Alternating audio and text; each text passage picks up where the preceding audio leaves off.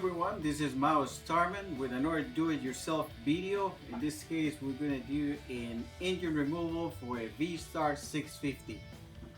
We have to use Vstar 650 costume that has a completely blown out engine, and we're going to do remove the engine, and we're also going to be installing a new engine on it.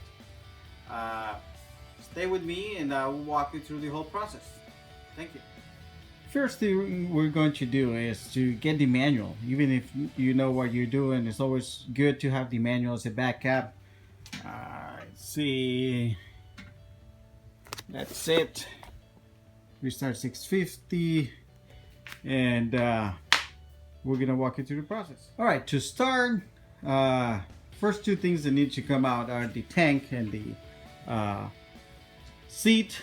I'm not gonna walk you through that because if you're planning to take out the engine, at this point you're graduated to the big leagues.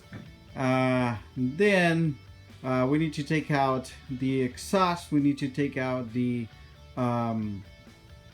rear wheel and the shaft drive.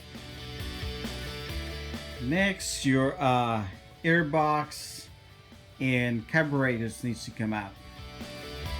Alright, the carburetors are a little bit more tricky to disconnect. You have to disconnect all the wiring that goes into the carburetor, the throttle sensor and all that stuff. I always label what goes where, so in that way when I put it back together, it's really easy to just come in and hook it up. I don't have to start guessing and trying to figure out what is what wire was there. You have to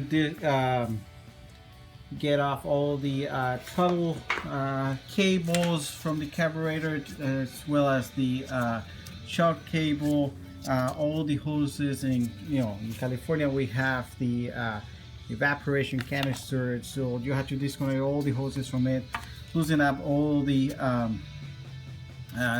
screws for the carburetor boots, and then the carburetor should come out. Here's what we're looking at right now. We already took the carburetor and all that stuff, the tank seats and all those things off. Next thing we'll be taking the chrome covers out of the cylinder heads, the valve covers, or whatever you call it. This one is already out. When I picked up this bike, like I said, it has a blown engine, and somebody already had been messing up with it, so I don't have that one to take care of. But we're gonna take these ones off.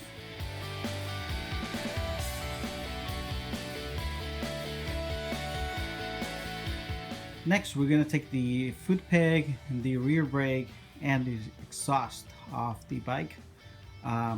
Should mention by now that I'm not following any particular order, but to take all these things out of the bike. Certainly not what the order that the manual tells you. I kind of just going around taking everything that will get in the way of taking the engine out.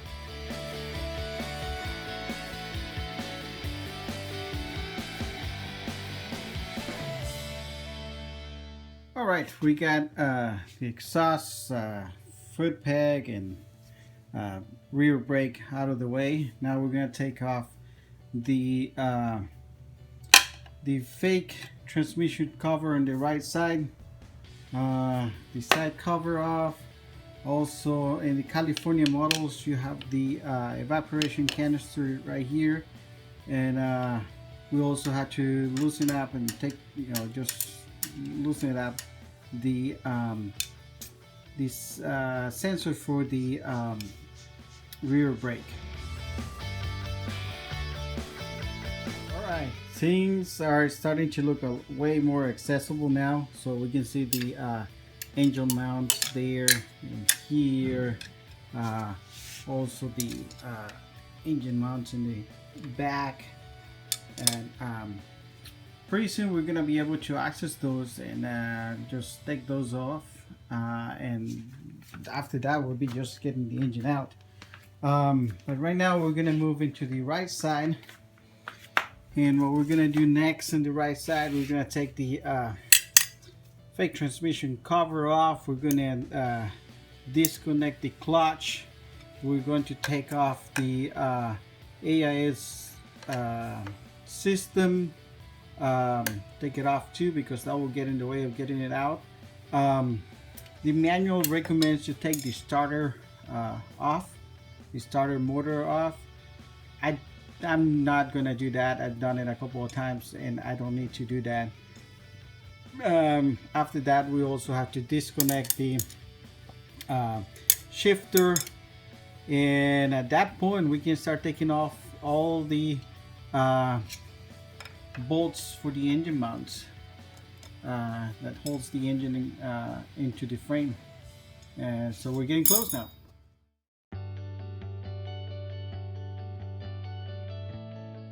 Now we are going to take off the rear tire and the shaft drive. I normally put the rear tire back in just so I can move the bike around and all that stuff. So basically what I'm going to do is take the shaft drive off, but in order to do that we need to get the tire, the rear tire out, take the shaft drive off, and then put the back tire back in. But let's do it. Now that the shaft drive is out of the way, the next thing is to disconnect all the wires that might be attached to the engine, from the engine into the wiring harness and the frame, etc. So we have the starter motor wires that come from underneath all across, and that's right here, right next to the battery. We're going to disconnect the ground for the battery because that one is attached to the engine.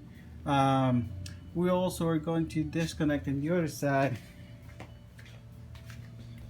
all the wires that come from the pickup coil on the stator, and all that we have to do is fish them out. At the beginning, when I disconnected the carburetor, I disconnected these wires here, and these are the ones from the pickup coil and the stator. We just have to fish them out and make sure that they're not attached to anything in order to remove. Ready to take all the engine mounts out of there, all the bolts for the engine mounts. What I normally do is I get a jack underneath the engine and just lift it up enough that will hold the engine in place. Not push it up, not do anything, just push it up and hold it in place. And then we have one mount here and immediately one across in the left side. Take those two off. Then you have same deal down here, up in the bottom front. You have two. You take those two out, and then we move into the rear, and we have at the the middle section of the engine you have this bolt, and in the very bottom we have this one right here.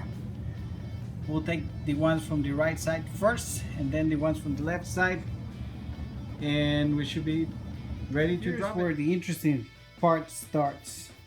It will be a lot easier. You have two people to work on it, and it's also probably a lot easier if you took the swing arm off the bike like the manual recommends. But like I said, I've done it like this a couple of times, so I know it's possible to do it. What you have to do is you have to take the engine and kind of rotate it a little bit. Kind of the front cylinder has to come out a little bit, then move forward, and then back out again. We're gonna give it a shot and see what happens.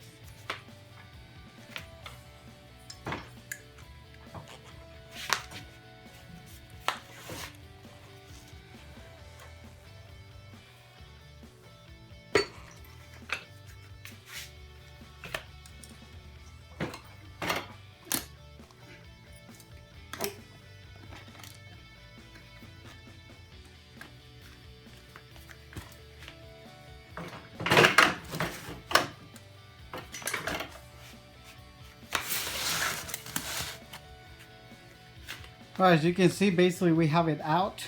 Now we just have to move it down into the floor.